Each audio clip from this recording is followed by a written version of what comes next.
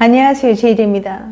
오늘은 이별을 부르는 애인의 정 떨어지는 모습 1위에 대해 말씀드려 볼게요.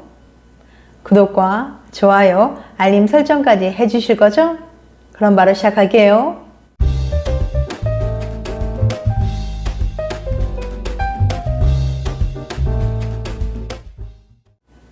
예전에는 예뻤던 밥 먹는 모습이 이젠 처먹는 걸로 보인다면 헤어져라. 인터넷 게시판을 들어가 보면 종종 보이는 연애 상담글입니다. 애인의 밥 먹는 꼴조차 보기 싫어졌다면 이제 헤어질 때가 됐다는 신호라는 거죠. 물론 연인과 사귀다 시간이 지나다 보면 깨는 포인트들이 있기 마련입니다. 어떤 것들은 그냥 대수롭지 않게 넘어갈 수도 있지만 어떤 점은 이별을 생각할 만큼 치명적이기도 하죠. 허핑턴 포스트에서는 이별을 부르는 정 뚝떨, 정이 뚝 떨어진다는 포인트 10가지가 소개되었는데요. 어떤 것들인지 알려드릴게요. 첫 번째, 구취, 입냄새죠. 둘째, 나쁜 냄새, 취취. 세 번째, 나쁜 매너, 무례함. 네 번째, 나쁜 치열. 다섯 번째, 흡연.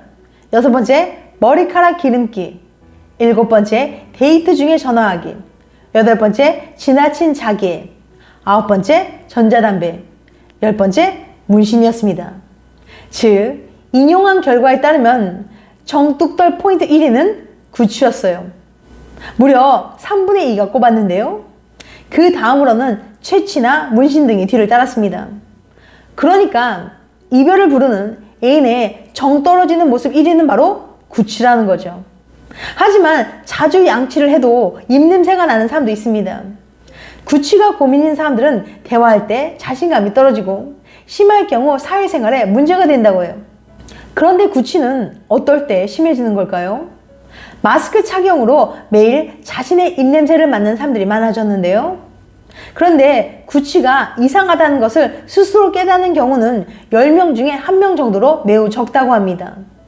보통 다른 사람들의 반응을 통해 비로소 의식하게 되는 경우가 일반적이기 때문이죠.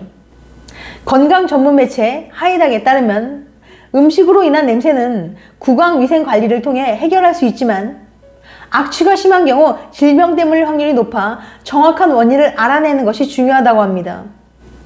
구취의 구강 내 원인은 구강 내 설태, 치태, 치석, 그리고 치주염, 충치 등이 이유가 될 수 있고 구강 건조증 혹은 침분비 감소로 인해 입냄새가 날 수 있습니다. 또 보철물과 틀니 관리를 잘못해도 입냄새가 납니다. 또한 구취의 구강의 원인이 있는데요. 어떤 것들이 있는지 구체적으로 알려드릴게요. 첫 번째, 특정 음식 및 기호식품. 마늘, 술 등 특정한 음식물이 입냄새를 유발하기도 합니다. 특히 마늘과 양파는 구취를 유발하는 음식 중 가장 높은 순위를 차지하는데요. 마늘과 양파에 포함된 유황화합물이 혈류에 흡수되어 숨을 내쉴 때 배출되기 때문이죠. 커피와 알코올은 구강세균이 증식하기에 유리한 환경을 만듭니다. 또 입안을 건조하게 만들어 타액을 줄이고 악취가 나는 박테리아가 더 오래 머물게 만듭니다. 또한 술을 마셨을 경우 몸에 흡수된 알코올이 분해돼 생긴 아세트알데하이드라는 성분이 피부와 폐를 통해 밖으로 배출되면서 특이한 냄새를 유발하기도 합니다. 그 외 흡연자의 경우 담배 성분이 피부, 입안, 기관지, 폐 속에 남아있다가 숨을 쉴 때마다 냄새를 유발하기도 합니다. 두 번째, 코 관련 질환. 축농증이나 비염 등의 코의 질환은 코막힘을 유발합니다. 이럴 경우 입으로 숨을 쉬게 돼 구강이 마르게 되죠. 건조한 구강에서는 세균 증식이 더 활발해져서 입냄새가 발생합니다. 또 비염이나 축농증이 지속되면 콧물을 삼키게 되고 목에 세균이 증식해 냄새로 이어질 수도 있어요. 세 번째, 당뇨병. 당뇨병 환자에게는 특징적인 아세톤 냄새나 연한 과일향 같은 입냄새가 날 수 있습니다. 인슐린에 의해 포도당의 대사와 활용이 정상적으로 일어나지 못하기 때문에 몸에 당 대신 지방산을 분해하여 에너지원으로 사용하게 됩니다. 이때 생기는 아세톤이나 케톤치아 같은 대사 산물들이 날숨으로 배출되면서 시큰하면서 단내가 섞인 입냄새가 나게 됩니다. 네 번째, 장기별 기능 저하. 제일 경이한 임원 강기열 박사에 따르면 위, 간, 신장, 폐 등 부위에 열이 쌓이고 독소가 차는 경우 기능이 저하되면서 심각한 구취로 증상이 나타날 수 있다고 합니다. 따라서 악취가 장기간 이어질 때는 전신 건강을 고루 살펴야 합니다. 5번째, 호르몬 분비. 남성에 비해 여성이 치료하는 사례가 많은데요. 여성은 생리와 호르몬 영향과 함께 다이어트 등에 민감하기 때문으로 분석됩니다. 6번째, 구취공포증. 스트레스와 같은 심리적 이유로 인해 다른 사람은 맡지 못하는 입냄새를 자신만 느끼는 경우도 있다고 합니다. 이로 인해 대인관계가 위축된다고 해요. 그렇다면 구취 어떻게 예방할 수 있을까요? 심각한 입냄새로 사랑을 떠나보내지 않으려면 노력이 필요합니다. 우선 입냄새를 잡기 위한 평소 생활 습관을 알려드릴 테니까 꼭 실천해보세요. 첫 번째, 양치질은 따뜻한 물로. 너무 뜨거운 물은 피하되 체온과 비슷한 온도의 물로 양치질을 해주는 것이 좋습니다. 두 번째, 식후 녹차. 식후 녹차를 마시면 녹차의 플라보노이드 성분이 항균, 항취 효과를 냅니다. 이 외에도 김에 함유된 피코시안 성분과 사과의 폴리페놀 성분은 입냄새 원인 물질을 잡아주는 역할을 합니다. 세 번째, 물.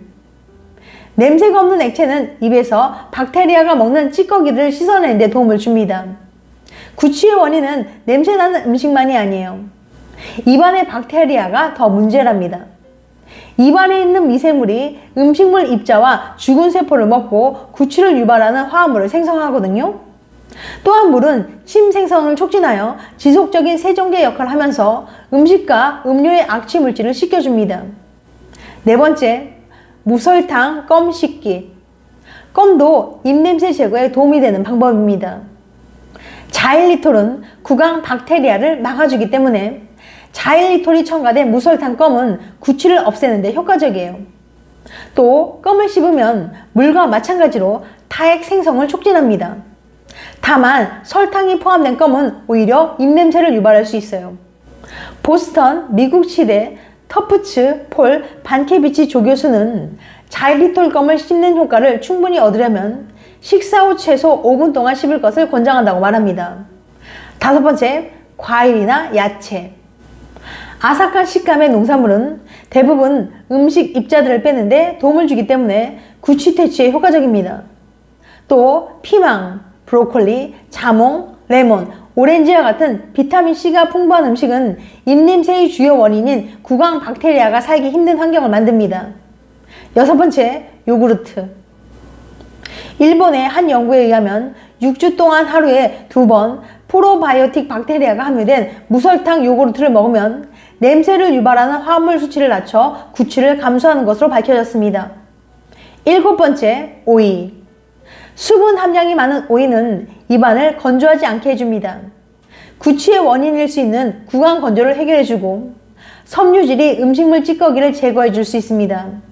이 외에 입냄새를 잡기 위한 평소 생활 습관은 다음과 같은 것들을 꼽을 수 있어요. 하루에 최소 2회 2분 동안 양치하기, 불소 치약 사용하기, 하루에 한 번 혀 긁는 도구나 혀 세정제를 사용하여 혀 닦기, 하루에 한 번 이상 치간 칫솔이나 치실로 치아 사이에 낀 음식물 제거하기, 냄새가 강한 음식이나 음료를 먹은 후에는 자일리톨 같은 껌 씻기, 항균 구강 세정제 사용하기. 이렇게 했는데도 구취가 사라질 기미를 보이지 않는다면 질환을 의심해 보는 것이 좋습니다. 만약 식이요법과 치아 위생에 문제가 없는데도 구취가 계속된다면 특정 건강 상태로 인해 발생할 수 있으므로 의사에게 상담하는 것이 좋아요. 지금까지 이별을 부르는 애인의 정 떨어지는 모습 1위에 대해 말씀드렸어요. 다음엔 더 재밌고 유익한 영상으로 찾아뵐게요. 끝까지 시청해주셔서 감사합니다. 다음에 또 봬요. 안녕.